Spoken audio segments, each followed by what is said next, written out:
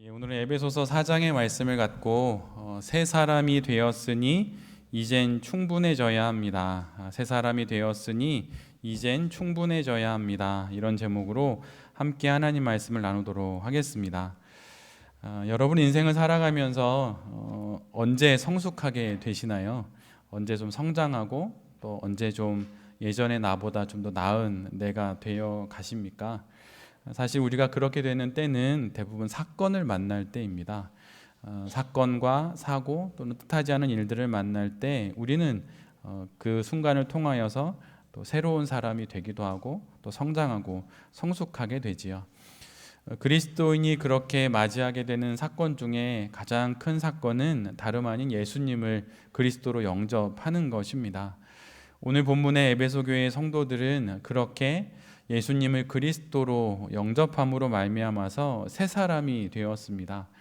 우리가 예전에 에베소 교회를 두고 했던 이야기 중에 에베소 안에만 해도 수십 가지의 우상들이 있었는데 그 중에서 특별히 많은 성도들이 예수님을 믿고 드디어 그리스도인이 된 이교도를 떠나 드디어 참된 그리스도인이 된 이들이 에베소 교인들인데 바로 그들이 이처럼 옛사람을 벗어나서 새 사람이 된 것이지요. 예수님을 그리스도로 영접하는 순간 그들은 새 사람이 된 것입니다. 그러기에 예수님을 그리스도로 영접한 우리 모두도 새 사람인 것이에요. 여러분이 인정하든 인정하지 않든, 여러분이 받아들이든 받아들이지 않든 상관이 없습니다. 여러분은, 그리고 우리 모두는 새 사람입니다.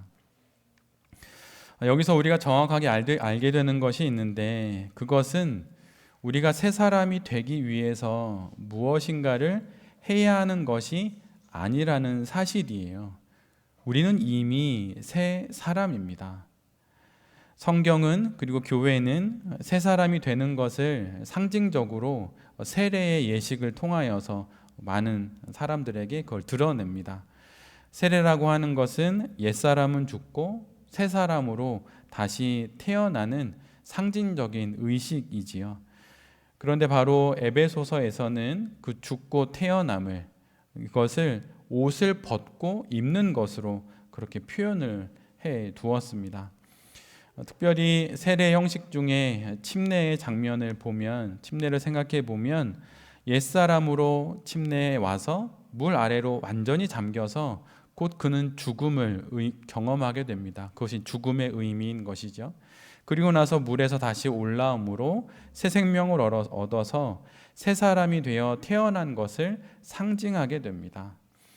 그래서 이를 에베소서는 옛사람을 벗고 새 사람을 입는다 이렇게 표현한 것입니다. 비록 우리의 신앙의 여정에서는 예수님을 그리스도로 믿고 영접한 뒤에 일정한 교육과 또 확인을 거친 이후에 세례를 받게 되지만 우리 모두는 예수님을 그리스도로 영접함으로 말미암아 바로 그 순간에 하나님의 은혜로 새 사람을 입게 된 것이에요. 우리가 예수님을 그리스도로 영접하는 순간 우리 모두는 이미 새 사람이 된 것입니다. 제 설교 원고에도 된 것 여기 굵은 볼드체로 또 밑줄까지 거서 점을 찍어놨는데 여러분들 이것을 잘 기억하셔야 해요. 우리 모두는 이미 새 사람이 된 것입니다. 그러기에 이제 더 이상은 옛사람의 삶의 방식은 우리에게 유효하지가 않아요. 하나님의 뜻대로 살아가는 새로운 삶의 방식이 우리가 살아가게 될 그 방식이 된 것입니다. 이 모든 일들은 과거에 일어난 일이고 지나간 일이에요. 이를 잘 말해주고 있는 말씀이 고린도후서 5장 17절의 말씀인데 제가 세 번역으로 읽어드리면 누구든지 그리스도 안에 있으면 그는 새로운 피조물입니다. 옛것은 지나갔습니다. 보십시오. 새 것이 되었습니다. 모든 것은 다 지나갔고 우리는 더 이상 옛사람이 아니며 우리는 새 사람이라고 하는 것이에요. 그런데 바로 이 지점에서 우리에게 고민이 있습니다. 분명 예수를 그리스도로 영접하여서 옛사람을 벗고 새 사람이 되었는데 옛사람은 죽고 새 사람으로 다시 태어났는데 그런데 바로 지금의 우리의 모습을 보면 우리의 삶 속에 옛사람의 모습이 너무 많은 것이에요. 이것은 어찌 해결을 해야 할까요? 그런데 여러분이 신앙생활을 하면서 신앙의 여정에서 많이 들어봤던 거듭남, 중생, 거듭나셨습니까? 중생하셨습니까? 이런 질문 많이 물어보게 되는데 이미 우리는 거듭났고 중생했습니다. 그런데 이 거듭난 새 사람, 다시 태어난 새 사람인 우리에게 여전히 옛사람의 방식이 남아있다는 것, 그리고 아직 새로운 삶의 방식은 내가 즐거워하지 않는다는 것이 마치 딜레마처럼 우리에게 남아있다는 것이죠. 우리가 정말 더욱더 고민하게 되는 것은 성경을 보면 새로운 삶의 방식이 새 사람이 되는 순간에 우리 안에 자동적으로 생겨지는 것처럼 말씀하시는 듯 읽힌다는 게 더욱더 우리를 괴롭히는 부분입니다. 말씀은 그렇게 읽히는데 또 그 말씀에 아멘도 하기는 하는데 우리 자신을 돌아보면 그렇지 않으니 이것이 고민이 되는 것이죠. 이런 딜레마에 빠져서 허우적거리다 어떻게 됩니까? 결국 나는 새 사람이 아닌가 보다 이런 생각을 하지요. 그러면서 다시 내가 새 사람이었다는 증거를 찾고 구원받았다는 사실을 재차 확인하려 합니다. 그래서 그 뜨거웠던 순간을 다시 재경험하려고 하지요. 왜 이렇게 하는 것입니까? 그것은 불안하기 때문이에요. 내가 정말 새 사람이 된 건가? 아닌가? 이런 불안함 때문이죠. 그러나 이것은 순서와 방향을 잘못 이해한 것입니다. 제가 이렇게 짤막하게 말씀드리지만 우리가 겪는 신앙생활의 많은 문제들은 절반 이상은 이것에 대한 잘못된 순서와 또 이 방향을 잘못 이해해서 벌어지는 일들이 아주 많습니다. 그래서 이단들이 늘 그렇게 물어보는 것이에요. 구원 받았어요? 구원 받았으면 생일은 언제예요? 이런 거 물어보잖아요. 구원 받은 날짜가 언제인지. 너무 허무맹랑한 이야기입니다. 여러분 생일 여러분 아시죠? 근데 여러분 그 생일이 진짜 여러분 생일이 아닐 수도 있잖아요. 엄마 아빠가 늦게 호적에 올리거나 그러면. 생일은 누가 아는 거예요? 태어난 사람이 아는 겁니까? 태어난 것을 그 생명을 잉태한 사람이 아는 겁니까? 그 생명을 낳는 사람이 아는 거죠. 그러니까 너무 이단의 이야기를 자세히 들여다보면 너무 허무맹랑하고 우스울 때도 있어요. 그런데 그것에 자꾸 넘어가는 게 문제인 것이죠. 오늘 성경은 우리에게 옛사람과 새사람의 특징을 대조하여서 보여줍니다. 그런데 그 표현이 모두 일종의 방향성과 과정으로 기록되어 있어요. 한 일정한 방향을 가리키고 있고 그곳에 도착한 것이 아니라 과정으로 이야기하고 있다는 것이에요. 제가 짤막하게만 말씀드리면 오늘 본문이 이렇게 기록합니다. 거짓을 버리고 참된 말을 하십시오. 화를 내더라도 죄를 지는 데까지 이르지 마십시오. 해가 짙도록 노여움을 품지는 마십시오. 도둑질하는 사람은 다시는 도둑질하지 마십시오. 수고하여서 제 손으로 떳떳하게 돈을 벌고 나누어 주는 것까지 이르러야 합니다. 나쁜 말은 입 밖에 내지도 말고 덕을 세우는 데 필요한 말을 하십시오. 지금 에베소 교회 성도들이 어디에 있는 것입니까? 거짓의 자리에 있나요? 아니면 참된 말을 하는 자리에 있습니까? 그들은 지금 거짓의 자리에 있어요. 지금 에베소 교회 성도들의 위치는 어디입니까? 화를 내는 자리인가요? 아니면 화를 내지 않는 자리인가요? 화를 내는 자리에 있습니다. 도둑질하는 사람에게 다시는 도둑질하지 말라고 합니다. 그러면 지금 에베소 교회의 교인들은 어느 자리에 있는 것인가요? 도둑질을 하는 자리에 있는 것이에요. 아직 수고하여서 제 손으로 떳떳하게 돈벌이를 하고 궁핍한 사람에게 나누어 주는 자리에까지는 이르지 못한 것입니다. 나쁜 말을 입 밖에 내지 말고 덕을 세우는 데 필요한 말을 하라고 합니다. 그러면 지금 에베소 교인들은 나쁜 말을 한다는 것입니까? 안 한다는 것입니까? 나쁜 말도 하고 동시에 가끔은 덕스러운 말도 하는 그런 애매모호한 자리에 있다는 것이에요. 어정쩡한 자리에 있다는 것이죠. 이 모습이 누구와 똑같습니까? 우리와 똑같죠.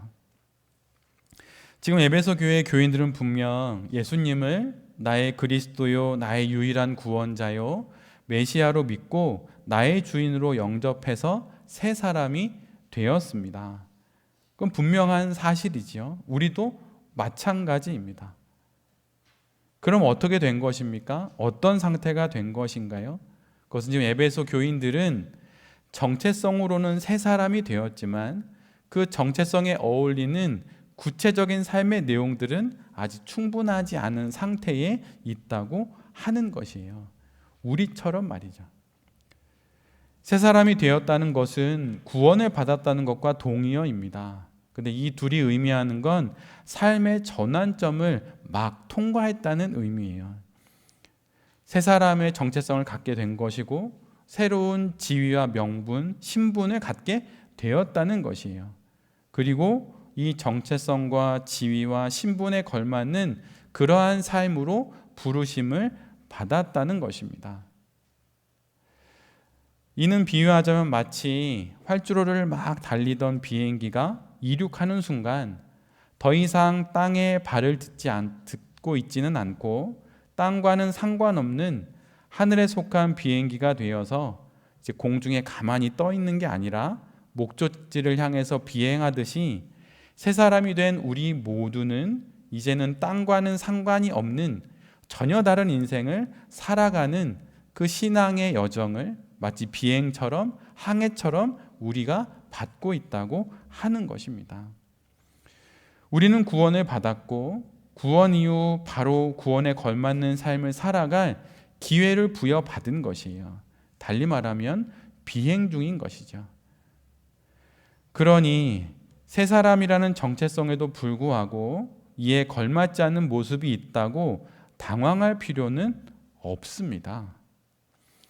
우리는 정체성에 맞는 걸맞는 구체성이라는 내용을 지금 가지려고 비행 중에 있고 그러한 시간을 살아가는 것이에요. 그래서 부족함이 있습니다. 모자람이 있고 언제나 나이스하지 않아요. 언제나 착하지도 않습니다. 욱할 때도 있고 그런 게 여러분 당연히 있는 것이에요. 근데 있으니 그렇게 살아야겠다 이런 게 아니라 이제는 그것을 벗어나 옛삶의 방식으로 거짓이 아니라 참된 것으로 화가 아니라 좀 더 인내하는 것으로 돈벌이가 아니라 스스로 돈을 벌어 구제에 이르기까지 그러한 삶의 여정으로 우리가 걸어가는 인생을 하나님으로부터 허락받고 있다고 하는 것을 우리 모두가 알아야 한다는 것이에요. 그러기에 내게 없는 것을 너무 포장하듯이 인생을 살아가지는 않아야 한다는 것입니다. 옛사람은 이미 떠났고 새 사람이 되었지만 아직 새 사람에 걸맞는 삶은 충분하지 않은 것이에요. 분명 우리는 새 사람이라는 말하자면 물병인데 아직 충분히 물이 채워지진 않은 것입니다. 물이 채워지지 않았다고 하여서 물병이 아닌 것은 아니지요. 물병은 물병인 것이에요. 단지 아직 충분히 물을 채워야 할 시간을 살아낼 그러한 책임과 어떤 우리의 영광이 우리에게 남아 있는 것입니다. 지금이 이것이 바로 우리 모두의 상태인 것이에요. 그래서 거짓과 진실이 우리에게 함께 있고 도둑질과 나눔이 함께 있고 나쁜 말과 은혜의 말이 우리에게 함께 있는 것입니다. 그래서 내 안에 어떤 거짓이 드러나는 순간, 어떤 나쁜 것이 드러나는 순간 다시 구원을 확인하려 돌아갈 것이 아니라 지금 내가 거룩을 향한 영원한 하나님의 나라를 향한 비행 중에 아직 이런 부족한 부분이 있구나라는 것을 알고 그것을 채우면 된다는 것이죠. 그런데 정말 중요한 것이 있습니다. 그것은 이미 우리 모두의 인생의 방향은, 모든 성도들의 삶의 방향은 정해졌다는 것이에요. 거짓을 떠나 진실로, 도둑질을 떠나 수고와 나눔으로, 나쁜 말을 떠나 은혜의 말로 방향은 이미 정해졌다는 것이에요.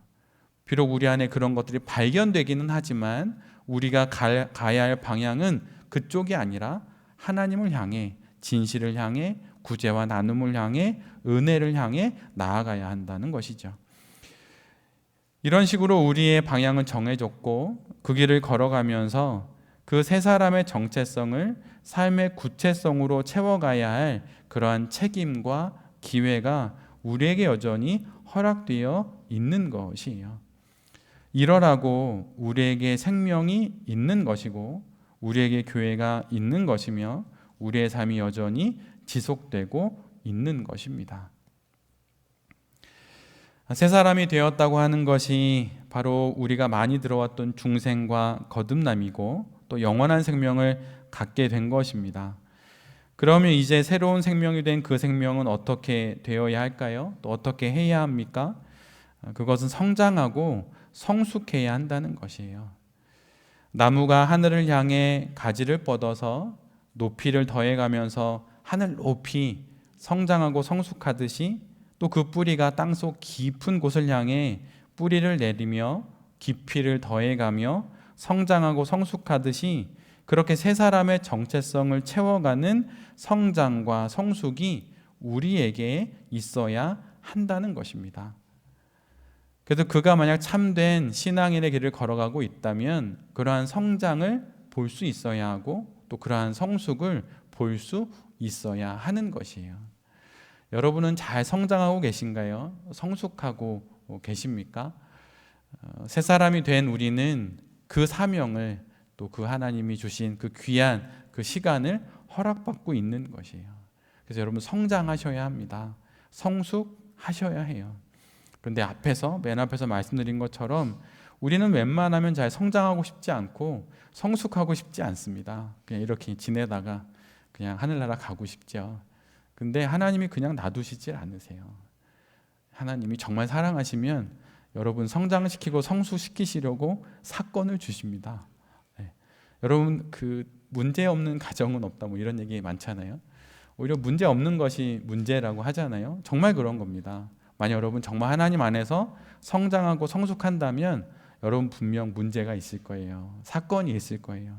근데 그것이 우리를 새로운 사람, 새 사람의 삶에 걸맞는 삶의 방식을 익히는 시간이 되는 것입니다. 그래서 여러분 성장하셔야 해요. 말씀 묵상 안 하셨으면 말씀 묵상 하셔야 돼요. 성숙하셔야 돼요. 막 혼내고 막 이러는 거 아니라 진짜 하셔야 돼요. 여러분 그거 없으면 성장 성숙 안 합니다. 여러분 직장 생활하면서 어려움 겪으시죠? 여러분 그게 있어야 성숙하는 것이에요. 그 과정을 통해서 그 상황들도 잘 다루고 매니징할 수 있는, 그래서 유연해질 수 있는, 그래서 그릇이 좀 더 커진 그런 사람에게 하나님이 그 다음 걸 맡기시지 않겠습니까? 작은 일에 막 벌벌벌 떨고 막 당황하고 막 이렇게 하면 큰 거 맡길까요? 아직 아니구나. 좀 더 기다려 주시겠죠. 어려움이 있으면 그걸 풀어가는 것이에요. 예전에 이렇게 했는데 문제가 안 풀렸으니 이제 이렇게 해보고, 예전에 막 승질을 냈는데 이제는 좀 여유를 가져보고, 때를 기다려보고, 좀 멀리서도 보고, 이러면서 많은 것을 익히는 것이죠. 여러분 신앙생활을 잘하기 위해선 어떻게 하면 잘할 수 있을까요? 그냥 말하자면 정서적인 카드가 많으면 신앙생활 잘합니다. 예를 들면 그 표현하자면 어떤 용사의 힘 있는 어떤 군사와 같은 정서적인 카드, 온화한 어떤 아버지와 같은 카드, 친구와 같은 따뜻한 우정의 카드, 이런 정서적인 카드가 많으면 그걸 가지고 상황에 따라서 그걸 대처하면 되거든요. 근데 그 카드가 몇 개 없으면 당황합니다. 마치 싸움터에 나가는 군사가 방패도 있고 창도 있고 화살도 있고 다 준비되어 있어서 상대를 보고 이렇게 무기를 고르듯이 하면 되는데 나는 짧은 단창밖에 없으니 막 큰 칼을 들고 달려오면 당황스러운 거죠. 근데 그런 정서적인 카드는 언제 제일 많아지나요? 사건을 겪으면서 많아지는 거예요. 어려움을 겪고, 믿었던 사람한테 예를 들면 배신을 당하고, 믿었던 사람한테 어떤 돈에 대한 어려움을 겪고, 관계의 어려움, 사건 사고를 만나면서 그 일을 겪어내고 사고를 지나서 결국은 그 안에 새로운 정서적인 카드가 생기는 것입니다. 그러라고 하나님이 우리에게 여러 일들을 주시는 것이에요. 근데 바로 그것을 통해서 우리가 성장하고 성숙하는 것입니다. 그래서 문제가 없는 게 정말 문제인 거예요. 성장이 멈춘 거죠. 성숙이 멈춘 거예요. 우리 공동체에서 가장, 예를 들면 비유하자면 우리 공동체에서 가장 새로운 새 사람이 누구일까요? 여러분 생각해 보셨나요? 그 세 사람은 사실 동동이이지요. 말하자면 우린 옛사람이고 동동이는 방금 이 땅에 태어난 새 사람입니다.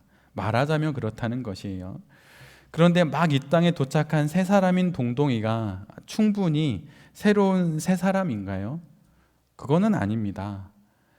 새 생명으로 태어난, 말 그대로 다시 태어난 우리 동동이는 성장해야 하고 성숙해서 어른이 되어야 합니다. 엄마 아빠의 사랑을 듬뿍 받고 따뜻한 돌봄을 받으면서 밥을 먹고 웃고 울고 씻고 자면서 크고 또 자라면서 한글을 깨우치고 학교를 가서 대학생이 되어 결국은 어른이 되는 것이죠. 이처럼 모든 태어난 생명들은 이처럼 성장하고 성숙하면서 어른이 됩니다. 영적인 생명인 중생 거듭남 역시 마찬가지예요. 새 사람, 그 역시 새 생명으로 태어났으니 반드시 성장하는 게 보여야 하고 성숙하는 게 보여야 합니다. 만약에 아기가 성장하지 않고 성숙하지 않으면 그 아이는 죽은 것이에요. 이처럼 성도가 새 사람이 되어서 하나님 안에 새로운 성도가 되었는데 성장하지 않고 성숙하지 않으면 비유로 말하면 죽은 것이라는 거예요. 모든 생명은 반드시 성장하고 성숙합니다. 둘 중에 하나예요. 만약 이런 것이 없으면 죽은 것입니다. 이런 성장과 성숙이, 이런 충분해져야 함이 우리 가운데 허락되고 있는 것이에요. 새 사람이 되기 위해서가 아니라 이미 얻은 새 사람의 정체성에 맞는 구체적인 요소와 내용들로 인생이라는 시간 속에서 여러 사건과 사연들을 만나고 사람들을 만나면서 채워져 가야 한다는 것이에요. 그래서 빨리 죽어서 천국 가겠다고 말하는 것은 이 성장과 성숙, 이 구체성을 채워서 충분해져야 할 삶을 주신 하나님의 뜻을 모르는 것입니다. 삶이 너무 힘드니 이런 말을 할 수도 있지만 결국 우리는 이 삶의 시간들을 지나면서 충분해져야 하고 마침내 하나님께서 우리를 충분하게 하신다는 것이에요. 이 순서를 여러분 명심하십시오. 이 순서가 뒤바뀌어서는 안 됩니다. 구체성을 통해 새 사람의 정체성을 얻는 걸로 알면 이단과 사입이나 극단적인 종교인들이 되고 열심으로 끊임없이 자기를 소진하면서 그렇게 기쁨이 없는 신앙생활을 하게 되는 것이에요. 기쁨이 되고 자랑이 되며 영광이 되어야 할 소중하고 귀한 인생이 짐이 되고 부담스러운 숙제가 되고 그러다 보니 신앙의 냉담기를 맞이하게 되는 것이지요. 신앙은 다양하게 비유할 수 있지만 여러분, 신앙은 마라톤 경주가 아닙니다. 사도 바울의 고백처럼 표대를 향해서 나아간다고 하는데 물론 그래야 할 시기가 있지만 전체적으로 보면 결코 어떤 경주가 아니에요. 또한 이와 반대로 여행자처럼 이곳저곳을 구경하며 다니는 것도 아닙니다. 신앙은 순례자로 우리에게 허락된 이 한 번뿐인 인생을 살아가는 것입니다. 즉 가야 할 그곳은 정해져 있고 그곳을 향해 천천히 삶의 많은 시간들을 살아내는 것이죠. 여러분의 지난날의 신앙의 여정이 혹 어떤 경주와 같이 마라톤과 같은 것이었다면 이제는 그 걸음을 순례자의 발걸음으로 바꾸어야 합니다. 그리고 만약에 마라톤으로 경주하기에는 너무 힘이 들어서 이곳저곳 돌아다니면서 여행자처럼 살아가고 있다면 이젠 그러한 모습도 뒤로 해야 하는 것이에요. 이제는 순례자가 되어서 우리에게 주신 이 삶을 천국으로 가는 여정으로 여기며 한 걸음씩 한 걸음씩 딱 한 걸음씩만 매일매일 걸어가면 되는 것입니다. 이런 이야기가 있어요. 한 문장인데 여행자는 요구하지만 순례자는 감사합니다 라는 말이 있습니다. 여행을 하다 보니 여러 필요한 것들이 있어서 이것도 요구하고 저것도 요구하고 저기도 가보고 싶고 이것도 가보고 싶고 이게 여행자의 삶이라는 거예요. 그런데 순례자는 그 순례 여정 모든 시간 속에서 하나님을 향해 걸어가기에 하나님을 찾고 또한 하나님께 감사하면서 그 시간을 보낸다는 것입니다. 신앙은 결코 마라톤 선수와 같이 우승을 목표로 하지 않습니다. 순례하면서 하나님을 향해 끊임없이 걸어갈 때 돌아보니 그 시간 속에서 하나님께서 나로 하여금 무엇을 이루게도 하시고 때로는 전혀 생각하지 못했던 일들을 통하여서 하나님의 영광스러운 인생이 되게 하는 그런 순간도 살아가게 하는 것이죠. 이것이 바로 우리의 신앙 인생입니다. 순례자가 되어 살아가는 그 삶 속에서 겪는 수많은 사건과 사연들을 이미 받은 세 사람의 정체성 안에 거룩한 구체성의 내용으로 담아내는 우리 모두가 되기를 기도합니다. 힘든 사건이 있고 힘든 일들이 있을 수 있지만 그것은 우리를 결코 우리의 인생을 멈추게 하려고 허락된 것이 아니라 그것을 디딤돌 삼아서 우리 안에 채워져야 할 새로운 세 사람의 삶의 방식들을 채우는 계기로 하나님이 허락해 주신다는 것이에요. 물병에 물이 가득 차듯이 그렇게 세 사람 구원받은 성도의 인생을 세 사람의 삶의 내용들로 가득 채우며 그렇게 살아가는 것이 바로 우리의 인생이라고 하는 것입니다. 우리 모두는 세 사람입니다. 세 사람이 되었으니 이제 우리가 해야 할 일은 충분해져야 하는 것입니다. 그 삶을 위해 여러분 더욱더 한 주간 동안 애써보는 우리 모두가 되기를 간절히 바랍니다. 말씀을 꼭 묵상하세요. 말씀 이외에 우리를 채울 수 있는 가장 첫 번째 것은 없습니다. 그리고 기도하십시오. 하루에 아침에 일어나서 제일 먼저 하시는 일이 무엇인가요? 아침에 일어나서 딱 5분만이라도 힘들면 한 1분만이라도 가만히 두 손 모으고 하나님께 기도하십시오. 그러면 우리의 세 사람이라는 물병에 하나님께서 거룩한 새로운 삶의 방식으로 채우셔서 언젠가 우리의 삶이 마무리되는 그날에 물병을 가득 채우고 넘치는 그러한 거룩한 인생이 되어서 하나님께 드려질 수 있게 될 것입니다. 그러한 마음을 갖고 한 주간도 충분하고 넉넉한 하나님의 은혜를 누리면서 이 땅의 삶을 잘 살아가는 우리 모두가 될 수 있기를 간절히 기도드립니다. 아멘.